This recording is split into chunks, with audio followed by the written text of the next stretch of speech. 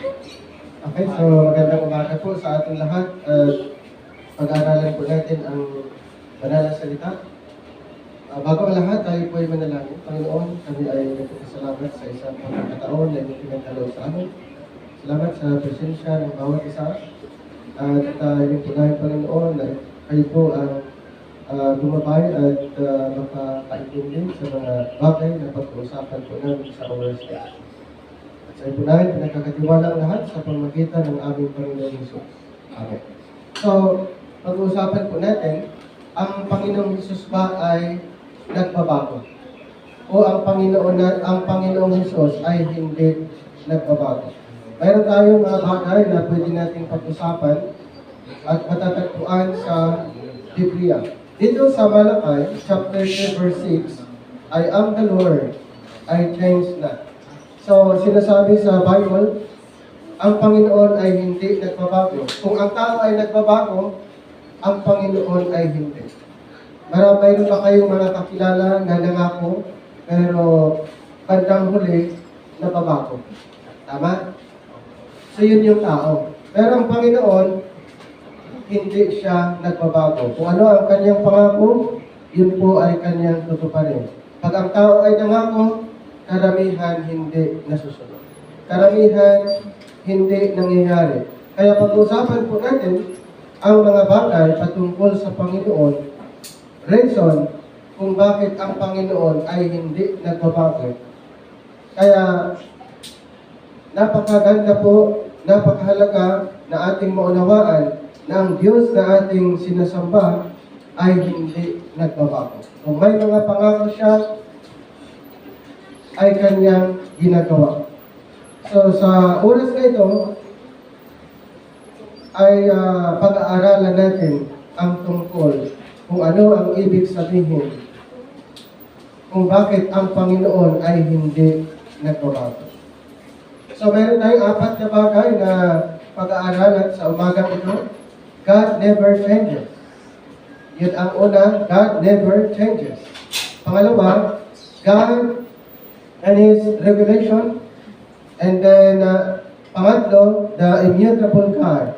Number 4, Jesus never changes. So, yan ang pag-uusapan natin sa umagang ito. Kaya, relax lang po tayo.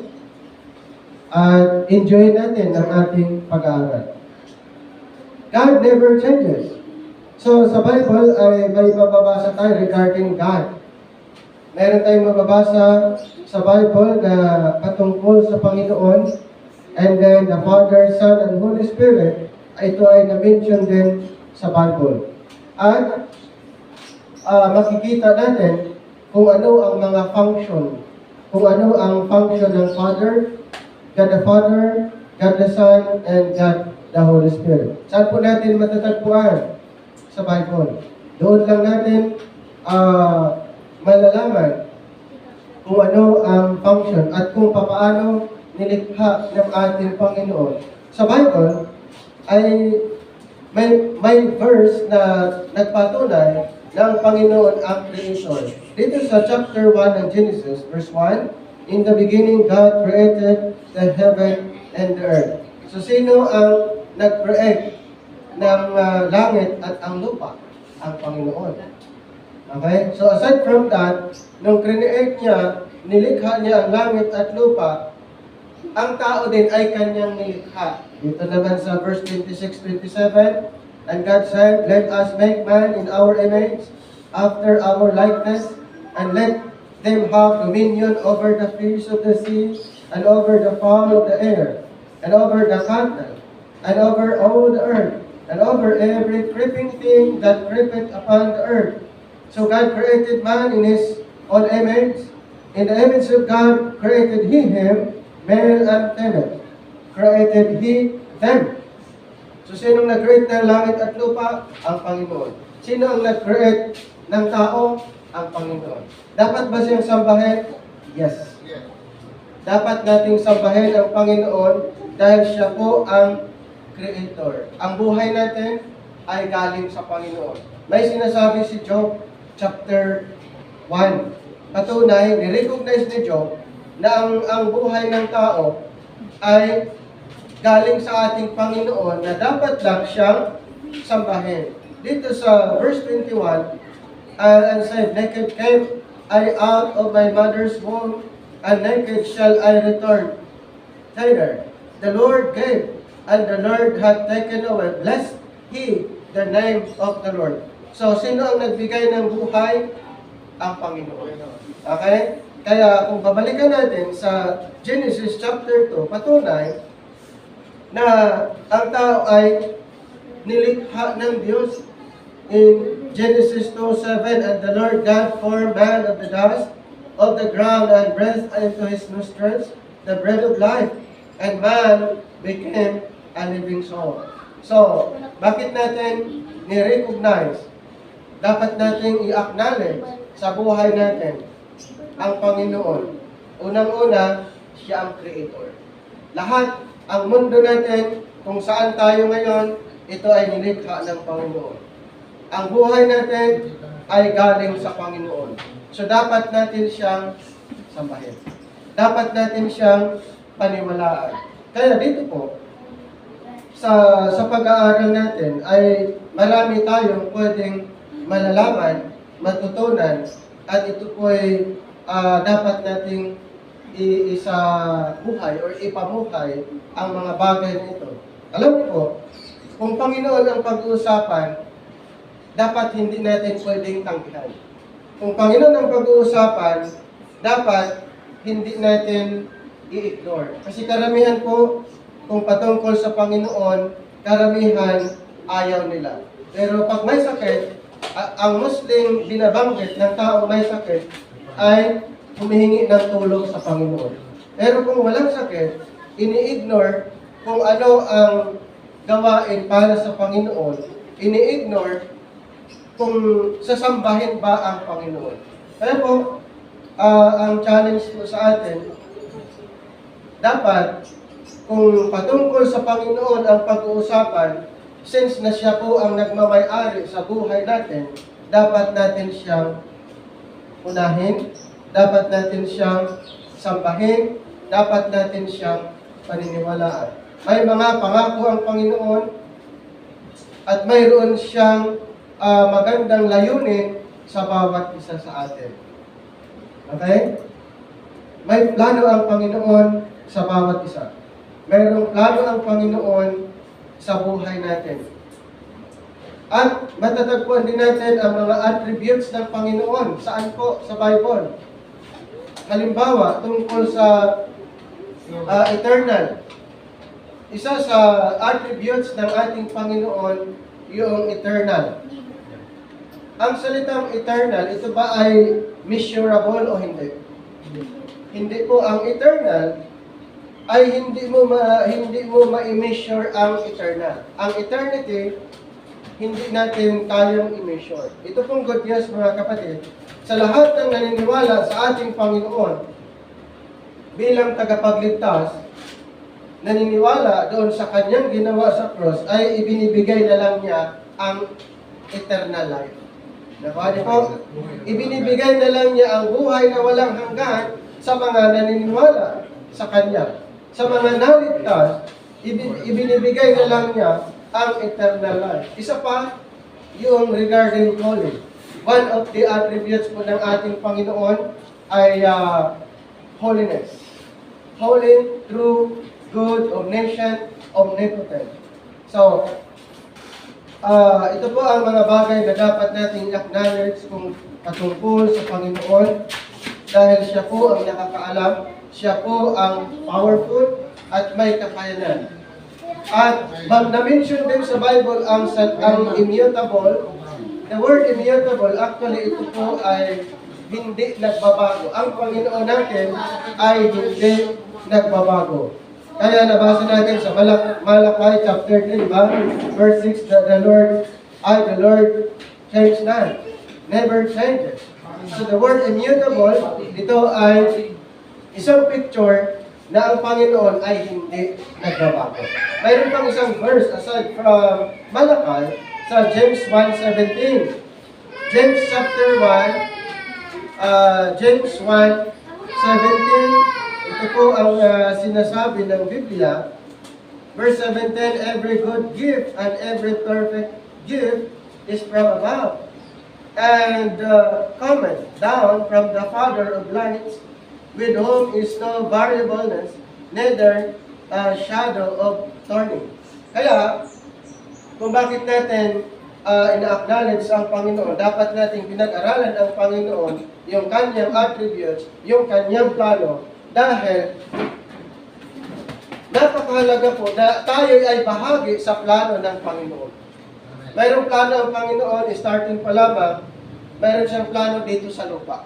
Kaya nga siya nag-create ng lupa. Kaya nga nilikha niya ang mundong ito. Bakit po? Mayroon siyang plano. Bakit nilikha niya ang langit? Dahil mayroon din po siyang plano sa langit. At ito pong good news. Ang tao, pag tinatanong kung gusto ba niyang pupunta sa langit, halos 100% ang sagot ng tao, gusto sa langit. Pero, pag ipapangaral mo naman ang mga katuruan panlangit, ayaw naman nila. Tama? Mayroon pong dapat paniniwalaan para ang isang tao ay pupunta sa langit, dapat maniwala sa Ebanghelyo ng kaligtasan.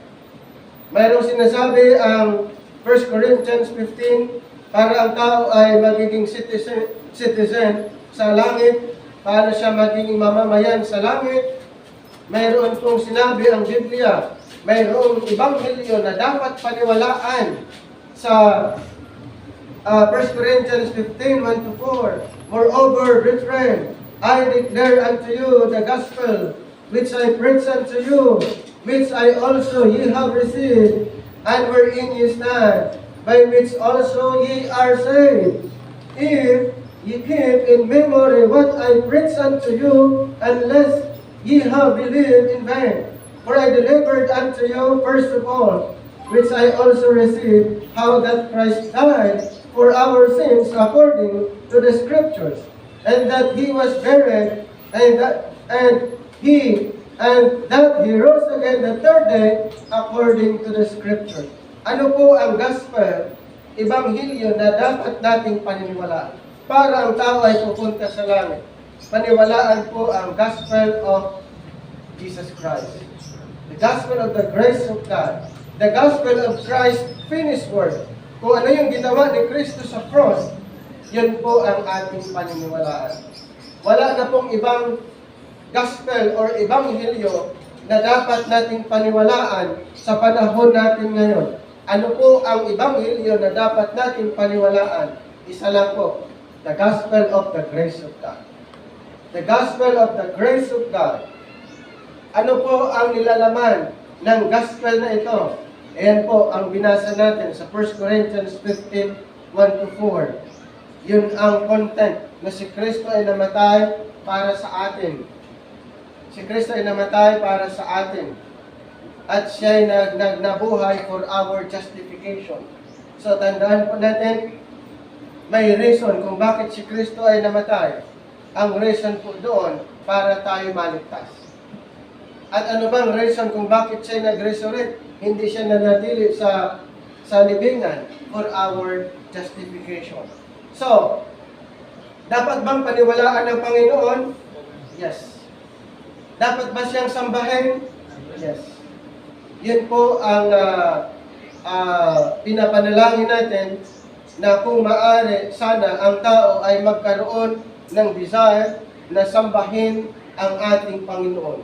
Sa kabila ng maraming ginagawa, sa kabila ng business, ang dami pong ginagawa natin, minsan ang Panginoon hindi na natin na-recognize, minsan ang Panginoon hindi na natin sinasamba.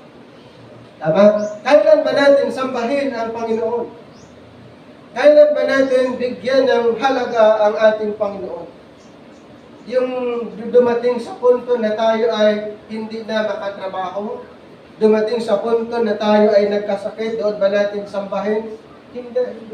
Ngayon pa lang, sambahin natin ang ating Panginoon. Ngayon pa lang, dapat nating paniwalaan ang Panginoon. Hindi po natin antayin na tayo ay hirap na at doon natin siya sambahin. Ako yung point doon, hindi po dumating sa punto na hindi na kaya ng katawan natin, saka natin tawagin ang Panginoon. Ngayong malakas tayo, dapat bigyan natin ng halaga, bigyan natin ng pansin, value, ang pagsamba sa ating Panginoon. Kaya, sa Biblia, ang dami nating pwedeng matutunan tungkol sa Panginoon. At there are many changing things in the Bible. God is not one of them. Maraming bagay na nagbabago sa salita ng Panginoon.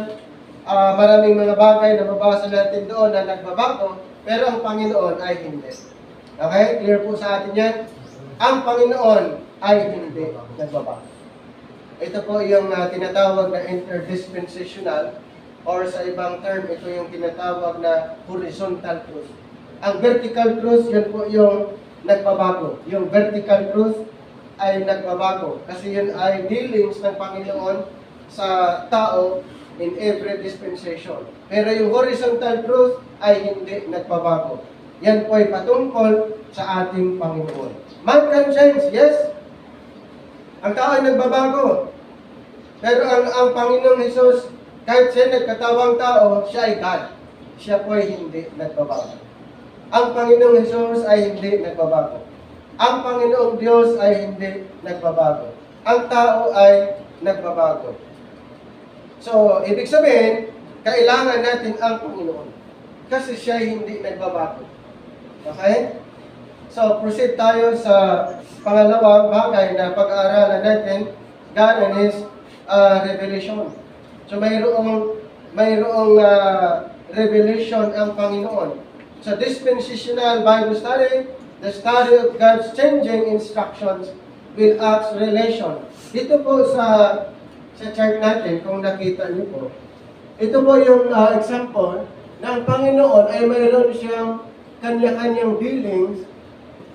Yan po ay nagbabago. Sa panahon ni Adan, ay hindi parehas sa panahon ni Noah. At sa panahon ni Abraham, hindi po pare-parehas ang dealings ng ating Panginoon. Ibig sabihin, may pagbabago doon sa kanyang dealings sa tao in every dispensation. Pero yung pagka-Diyos ng ating Panginoon ay hindi po nagbabago. So the doctrines of the Godhead is not dispensational. Kasi nga, hindi mo siya mailagay sa time. Ang pagka-Diyos ay hindi siya pwedeng ilagay sa isang time, sa period of time. Pero ang Panginoon ay nag-work siya in every dispensation. Mayroon siyang ginagawa in every dispensation. The doctrines of the Godhead is not dispensational. It does not change with revelation. Okay? Ito yung plan ng Panginoon at dito tayo sa time na ito. We are in the now program. Kaya ang pinaniniwalaan natin yung ginawa ni Kristo sa cross, at kung paniniwalaan natin yan, tayo ay maligtas. Tayo ay ligtas. Kung paniniwalaan natin ang ebanghelyo ng kaligtasan.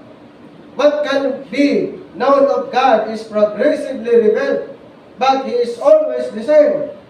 Yes? Ang Panginoon po, kahit nag-reveal siya, progressively, meron siyang ipinapakita or ibinigay, sinabi ng mga tao noon, pero hindi ibig sabihin na ang Panginoon ay nagbabago. Kung kinausap niya si Adan, kinausap niya si Noah, si Abraham, si Moses, at yung iba pa sa panahong ito, hindi ibig sabihin na ang Panginoon nagbabago. Ang nagbabago lang po doon yung time. Ang nagbabago lang po doon yung instruction ng Panginoon sa bawat kapanahunan. Pero hindi ibig sabihin na ang Panginoon ay nagbabago. Nakuha niyo yung point? Hindi ang Panginoon nagbabago. Ang time ang nagbabago, ang kanyang dealings ang nagbabago, pero yung kanyang pagka-Diyos, yung kanyang attributes, yung kanyang deity ay hindi po nagbabago. Dapat ba siyang sambahin? Yes. Kasi siya ang Diyos na hindi nagbabago. Dapat ba siyang paniwalaan? Yes. Kasi siya ang Diyos na hindi nagbabago. Nakuha niyo yung point noon kung bakit ang reason na ang Panginoon ay pinapahalagahan dahil doon sa kanyang character at yung kanyang attributes. Mayroong sinasabi sa Bible, sa Exodus 3:14, isa sa na-mention, I am that I am, sabi ng Panginoon sa Exodus 3:14. Ito po babasahin ko lang, Exodus chapter 3. Exodus chapter 3. Verse 14. Ito po ang sinasabi ng Biblia. And God said unto Moses, I am that I am. And He said, thus shalt thou say unto the children of Israel, I am, hath sent me unto you. So dito po, yun ang sagot ng Panginoon kay Moses nung siya'y tinanong. Sabi niya, I am that I am. So ibig sabihin, I am that I am, He is eternally the same. Ang ibig sabihin na sinasabi ng Panginoon, I am that I am, meaning to say, He is eternally the same. Mayroon pang sinasabi sa Salmo, Psalms 90 verse 2. Psalms chapter 90 verse number 2. Ano pong sinasabi? Before the mountains were brought forth, or ever thou hast formed the earth and the world, even from everlasting to everlasting, thou art God. Thou art God. So everlasting to everlasting. Nagbabago ba ang Panginoon? Hindi. From everlasting to everlasting, hindi po nagbabago ang ating Panginoon. Kaya hindi siya pwede na sasabihin ang Panginoon natin ay nagbabago. Hindi magandang sabihin na ang Panginoon natin pabago-bago. Okay? Wala pong mababasa sa Biblia na ang Panginoon ay pabago-bago. Ang Panginoon po natin ay hindi nagbabago. He was from everlasting to everlasting. Dito po sa binasa natin, ito po ay patunay na ang Panginoon ay walang nagbabago sa Kanya. He is eternally the same. Mayroon pang na-mention sa Isaiah. Ito ay na-mention din sa Isaiah 44. Is Isaiah 44. Verse number 6. 44:6. Thus says the Lord, the King of Israel, and His Redeemer, the Lord of hosts. I am the first, and I am the last. And beside me, there is no God. So dito po, isa sa sinabi sa book of Isaiah na ang Panginoon, na ang Panginoon ay walang nagbago sa Kanya. At sinabi pa niya, I am the first, at kung siya ang first, at siya din yung last. So, the first and the last, and beside me, ano sabi niya? There is no God. Maliban sa Kanya, wala nang ibang Diyos.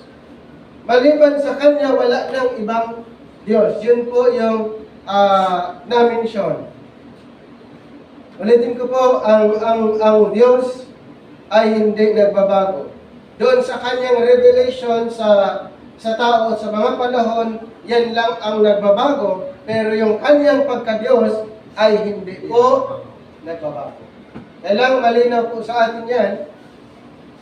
Ang nagbabago po doon sa Kanyang mga revelation sa bawat panahon. Dito nga, kung ano yung inireveal niya kay Adan, iba sa Kanyang inireveal kay Noah, iba din sa Kanyang inireveal kay Abraham, kay Moses, at yung iba pa. Yun po ang nagbabago doon. Pero yung Kanyang pagka-Diyos, ulitin ko, walang nagbago. Okay? Walang nagbago. Defining God by progressive manifestation. Anong ibig sabihin ng progressive manifestation? Hindi po minsanan na siya nag-manifest. Dito po, hindi minsanan po yan. Mayroong progressive revelation. Ang Panginoon po natin. Progressive manifestation. Son begotten at birth.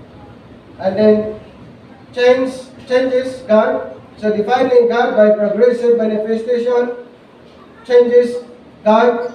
So dito po ulitin ko dito po sa progressive manifestation, yun ay hindi ibig sabihin na siya ay nagbago. Okay?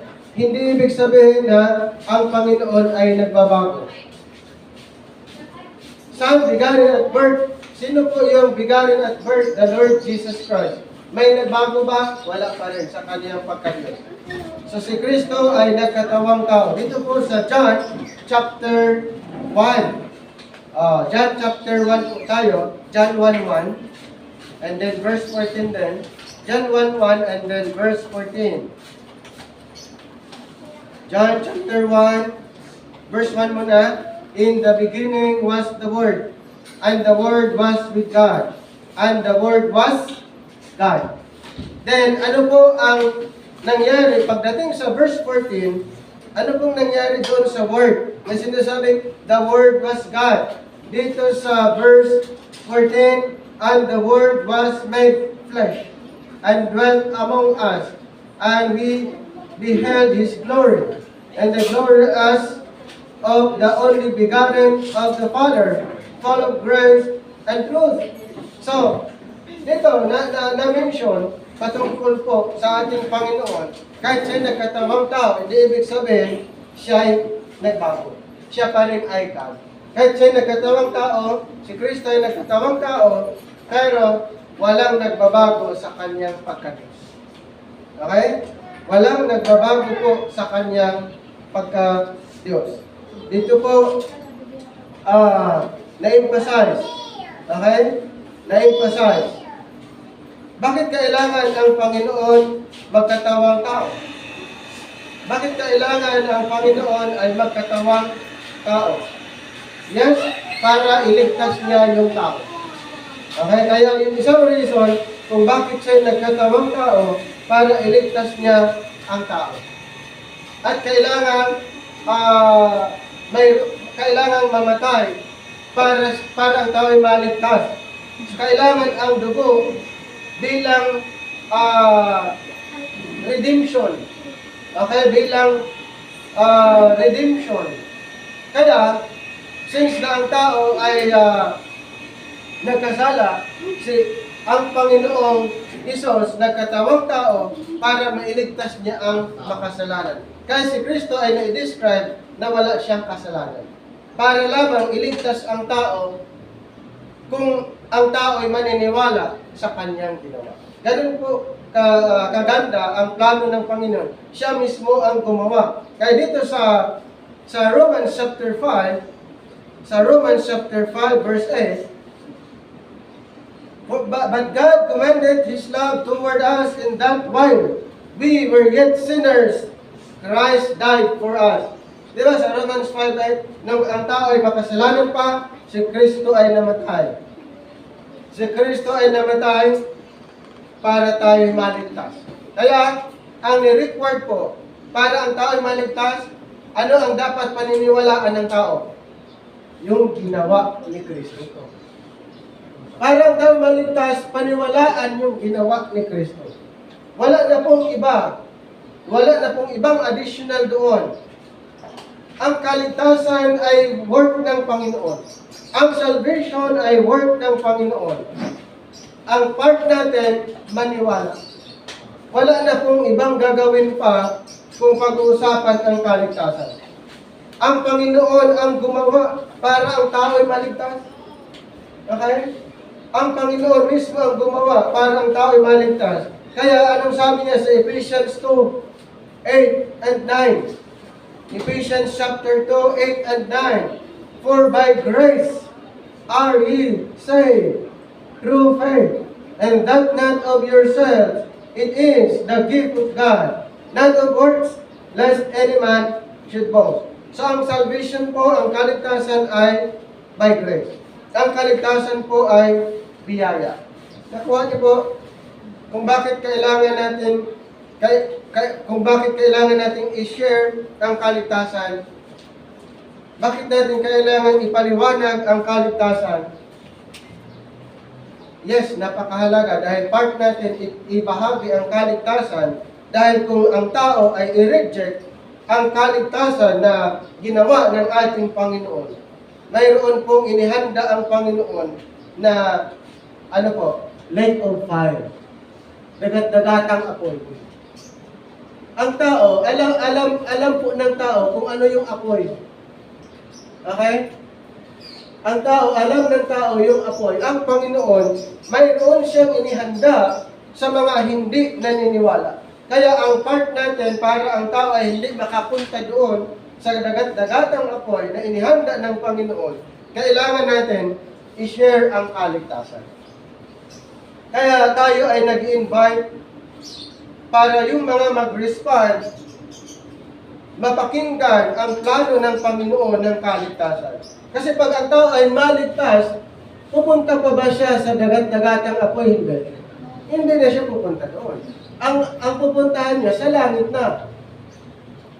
Sa langit na kung siya maniniwala. Pero kung hindi niya paniniwalaan ang Ebanghelyo, ito po ang pupuntahan ng tao. Nakuha niyo po ito? Ang pupuntahan ng tao na ayaw maniwala sa Ebanghelyo ng kaligtasan, siya ay pupunta sa dagat-dagatang apoy. Kaya, bakit natin kailangan i-share sa ating mga kaibigan, sa ating mga kapamilya, kamag-anak? Bakit kailangan? Dahil yun ay isa sa mga command ng Panginoon bilang ambassador. At kung ang tao ay maniniwala, hindi na po siya pupunta doon sa dagat-dagatang apoy. So, dapat ba natin i-share ang kaligtasan ito? Yes? Dapat natin i-share ang kaligtasan. Ulitin ko po, ang salvation ay by grace. So, ang part natin is ipaliwanag sa kanila ang kaligtasan ay by the grace of God. For by grace are you saved through faith, and that not of yourselves, it is the gift of God, not of works, lest any man should boast. So, kailangan po natin maunawaan ang Panginoon, mayroon siyang nilikha na isang lugar na para sa mga unbelievers. Pag sinasabing unbelievers, hindi naniniwala sa ating Panginoon, mayroong lugar. Ito po ay isang lugar na pupuntahan ng mga hindi nanampalataya. Anong sinasabi sa Matthew 25:41? Ito po ay isang lugar na nilikha ng Panginoon. At lahat ng mga hindi naniniwala ay itatapon sa dagat-dagatang apoy. Sa Matthew 25:41, and then shall he say also unto them on the left hand, depart from me, ye cursed, into everlasting fire, prepared for the devil and his angels. So mayroong inihanda ang Panginoon na lake of fire. At isa pa, yung kanyang pangalan na hindi nakasulat sa Book of Life. So ibig sabihin, kung ang pangalan na hindi nakasulat doon sa Book of Life, saan siya pupunta? Dito po sa Revelation 20 verse 15, and whosoever was not found written in the Book of Life was cast into the lake of fire. Mayroon pong inihanda ang Panginoon para sa mga hindi naniniwala, isang lugar na tinatawag dagat-dagatang apoy. At kung ang pangalan niya ay hindi nakasulat sa Book of Life, saan siya pupunta? Lake of fire. Lake of fire. Kaya, ang Panginoon nag-offer ng kaligtasan. Ang Panginoon, ginawa niyang madali. ang kaligtasan. Siya na mismo ang gumawa para ang tao ay maligtas. Basta ito'y paniniwalaan. Okay? Nasa tao po na mag-decide kung paniwalaan niya hindi. Okay?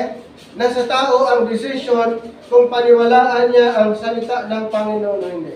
Nasa tao ang decision kung kanyang i-acknowledge ang Panginoon na mayroong ginawa. Mayroong ginawa ang Panginoon para ang tao ay maligtas. Ang nirequired lang po, maniwala. Okay? Yun yung nirequired ng Panginoon, paniwalaan lang ang kanyang ginawa. Ang tao ay maligtas. Wala kang gagawin pa doon sa kaligtasan. Dahil ang Panginoon, yun ay ginawa na niya. So, ano ang next doon? Pag ang tao ay naniniwala, umatin sa ganitong gawain. Umatin sa pananampalataya, sa church service. Yun ay patunay na ikaw ay ligtas. Yun po ang patunay na ikaw ay ligtas, umatin ka sa mga ganitong gawain. Nakuha yung point? Ibig sabihin, ikaw ay nag-decide na maniwala sa Panginoon, ikaw ay nag-decide na gusto mong pumunta sa langit, yun ay isang patunay, manifestation, na ikaw ay ligtas. At pag-aralan, pahalagahan, alamin ang mga plano ng Panginoon. Okay? Pangatlo, na pwede nating i-aralin, yung the immutable God. Immutable, ibig sabihin, ang Panginoon ay hindi nga nagbabago. It is wrong to think of unchanging. God is as rigid, cold, impersonal, never moving or acting. Wala pong ganon.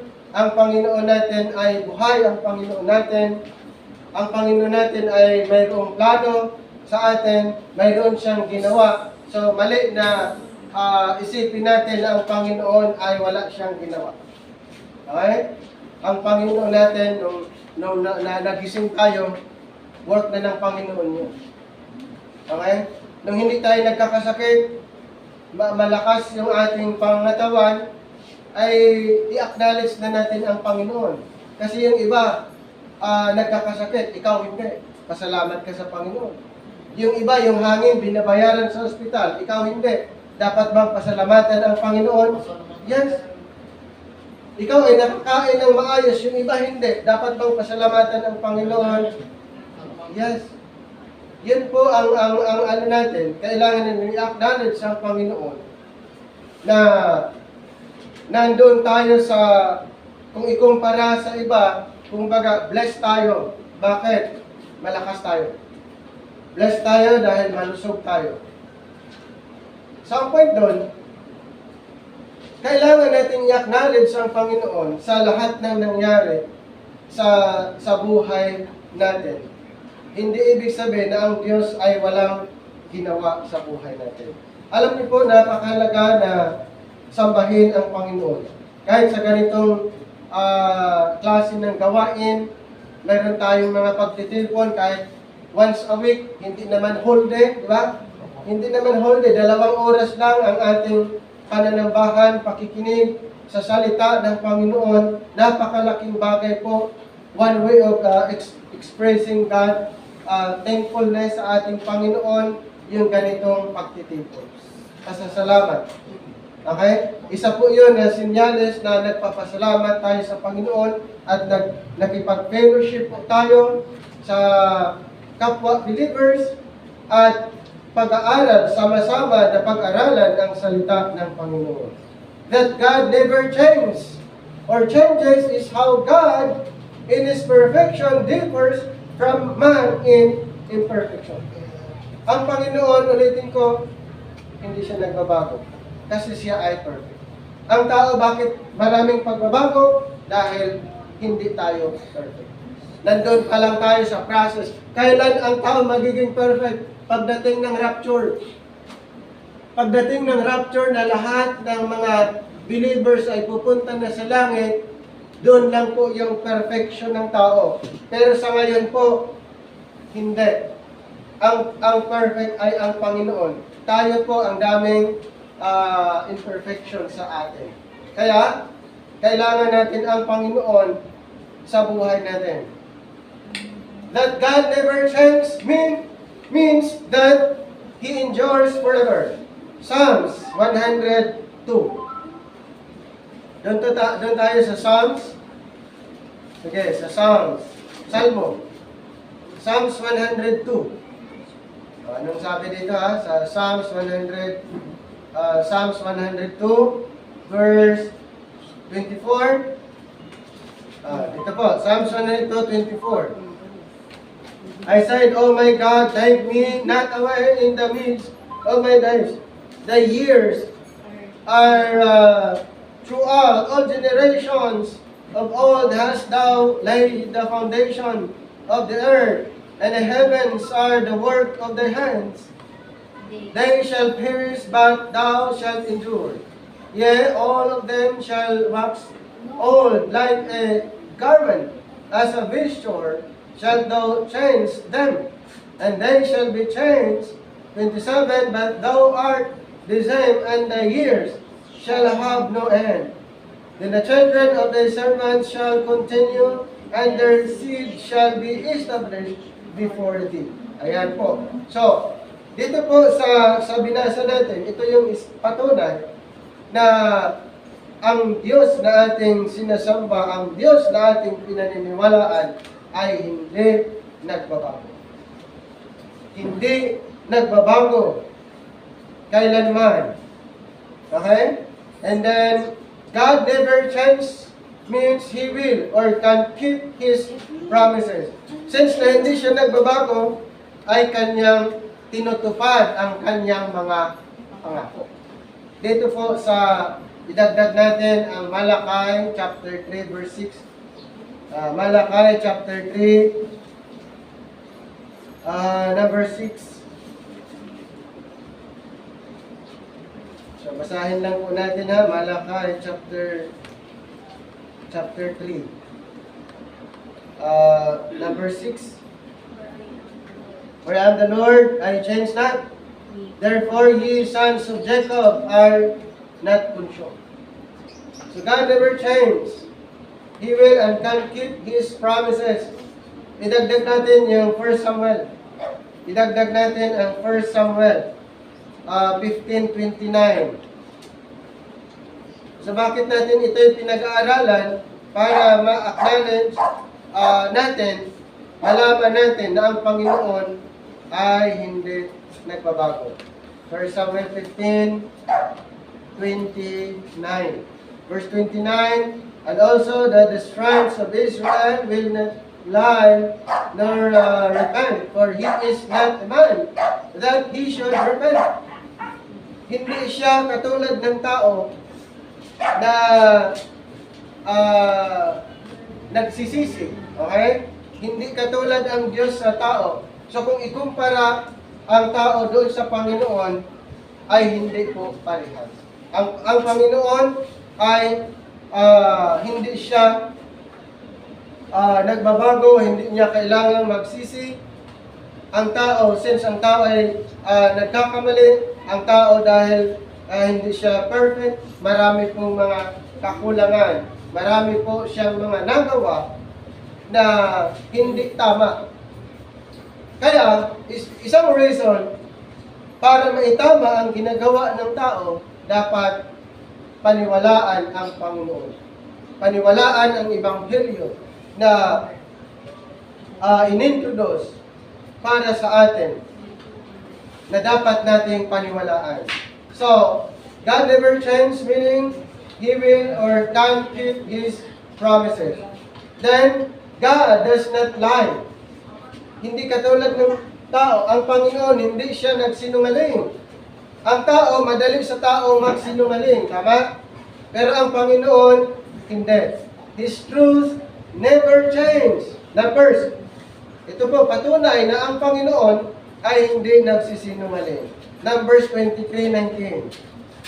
Numbers 23:19.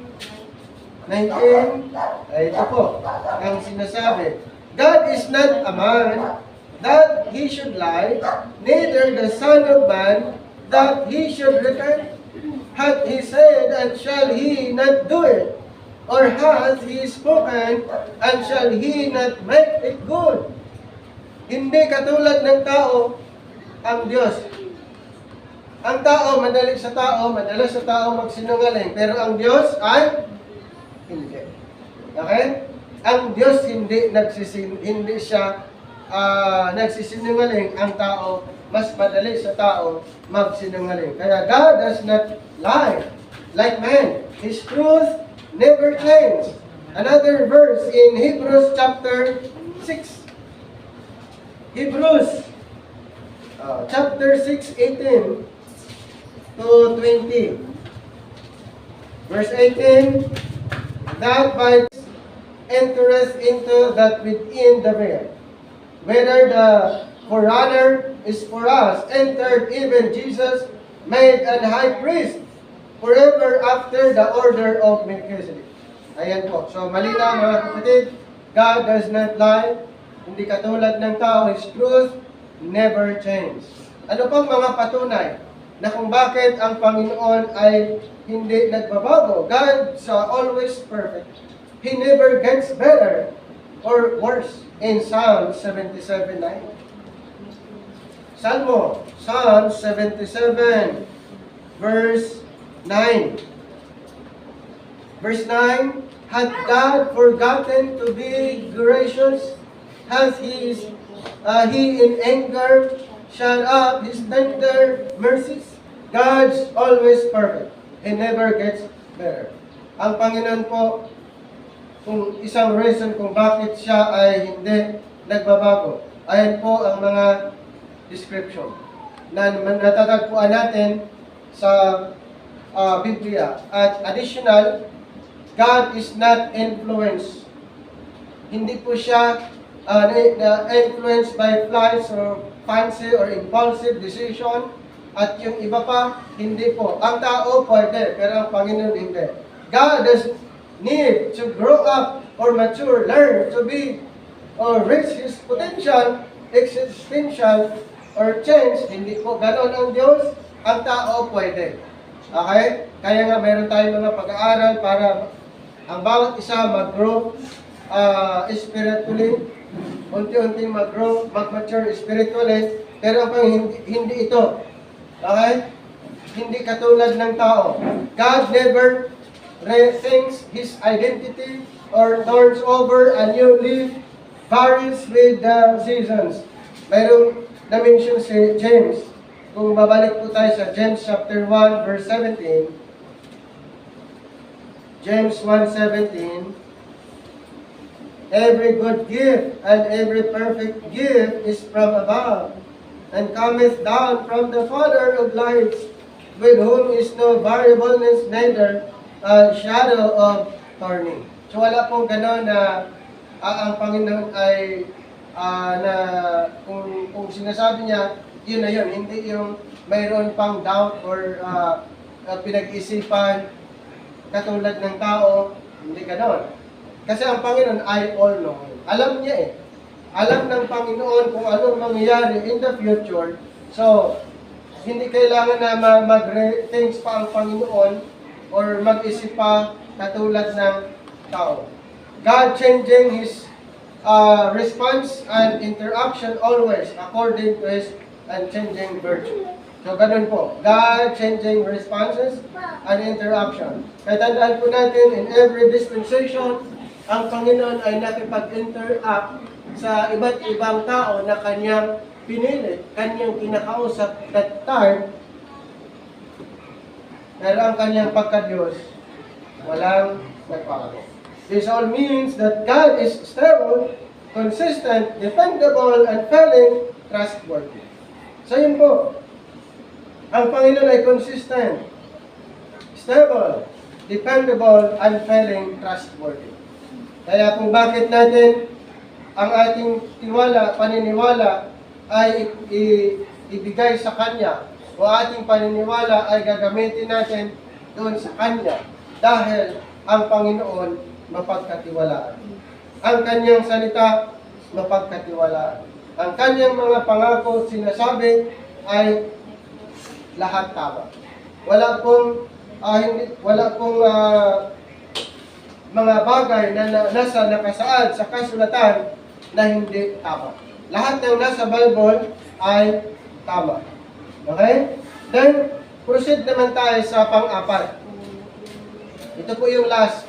Jesus never changed. Jesus never changed. Man changed for the worse with sin. God made man changeable for His salvation. Ang Panginoon ba ay nagbabago? Hindi. Hindi po siya nagbabago. That the Word of God became flesh does not change God. It changed man.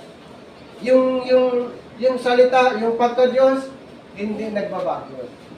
Okay?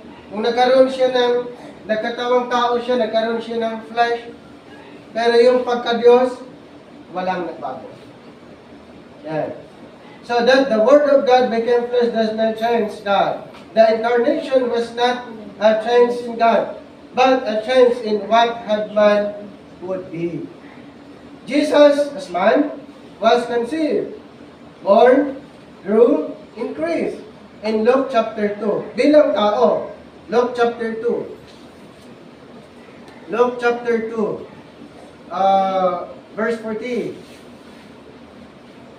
Luke chapter 2, verse 40.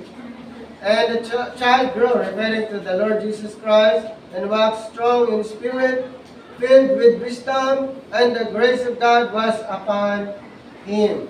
And then, sa 47 then, na-mention, 47 to 49, and all that heard him were astonished at his understanding and answers. And when they saw him, they were amazed. And his mother said unto him, Son, why hast thou thus dealt with us? Behold thy father, and I have sought thee sorrowing. And he said unto them, How is it that ye sought me? Wist ye not that I must be about my Father's business? Di ba yun yung sinabi ni Jesus Christ? And they understood not the saying which he spake unto them. And he went down with them and came to Nazareth and was subject unto them. But his mother kept all these sayings in her heart. 52. And Jesus increased in wisdom and stature and in favor with God and man. So dito po, bilang tao, nagkatawang tao, ay katulad ng tao, siya'y pinanganak, siya'y lumaki. Okay? At another verse na mention din sa Hebrews 5. Hebrews chapter 5. Verse 8 to 9. Though he were a son, yet learned he obedience by the things which he suffered. And being made perfect, he became the author of eternal salvation unto all them that obey him. So he would suffer and die. Yes? And stop breathing, be resurrected, glorified. In John 17:5. Sino po yun? Si Jesus Christ. Ulitin ko, siya namatay nung siya nagkatawang tao, stop breathing, pero ulitin ko, ang kanyang pagka-Diyos hindi nagbabago. Nagbabago yung mayroon siyang flesh and blood, katulad ng tao, ang pagka-Diyos niya ay hindi. Dito sa John 17:5, may na-mention patungkol din po sa ating Panginoon after His death in chapter 17, verse 5. And now, O Father, glorify thou me with thine own self, with the glory which I had with thee before the world was. So, sinabi ng Panginoon, during doon sa kanyang prayer, at tandaan po natin, kahit si Kristo ay naghirap, siya namatay, siya din po ay nag-resurrect. Kaya nga sa binasa natin kanina sa 1 Corinthians, patunay na ang Panginoon ay nag-resurrect. At ito'y nakita ng more than 500 people. Dito po sa 1 Corinthians 15, verse 3, For I delivered unto you first of all that which I also received, how that Christ died for our sins according to the Scriptures, and that He was buried and rose again. Siya po'y namatay and then siya nag-resurrect. At ilan po ang nakakita? Alam niyo po, more than 500. Dito sa verse 5, and that he was seen of Cephas, then of the 12. After that, he was seen above 500 brethren. So patunay na ang Panginoon ay nag-resurrect, namatay, siya ay nag-resurrect, at nakita, pinatunayan ng maraming tao. Ibig sabihin, ang Panginoon na ating sinasamba ay buhay. Hindi po siya nananatili sa libingan. So the person of Jesus, the deity of Jesus, never changed. It always is. In John 8:58, John chapter 8. John chapter 8 verse, dito po sa 58, ito pong sinasabi niya. And Jesus said unto them, Verily, verily I say unto you, before Abraham was, I am. So yun po yung patunay na hindi siya nagbabago. Sinabi niya doon sa mga audience during His earthly ministry, patunay na ang Panginoon ay hindi nagbabago. Then, idagdag natin ang Hebrews 1:8. Man changes, but the Son is always the same. But unto the Son, He said, Thy throne, God, is forever, and ever a scepter of righteousness is the scepter of Thy kingdom. Then sa 10:12, na-mention din niya, And Thou, Lord, in the beginning, hast laid the foundation of the earth, and the heavens are the works of thine hands. And then verse 11, they shall perish, but thou remainest, and they all shall wax old as doth a garment. Ayan. Then sa verse 12, and as a vesture shalt thou fold them up, and they shall be changed, but thou art the same, and the years shall not fail. And then 13:18, chapter 13 ng Hebrews naman po tayo. 13 verse 18, Pray for us, for we trust we have a good conscience in all things, willing to live honestly. And then verse number 8, Jesus Christ the same yesterday, today, and forever. Ang Panginoon ay hindi siya kailanman nagbabago. He is the same yesterday, today, and forever. There are not three moods, but three persons in Godhead, and there will never be fourth. So wala na pong ganon. The reason we can trust Jesus Christ, the Son of God, for eternity, is He never changes.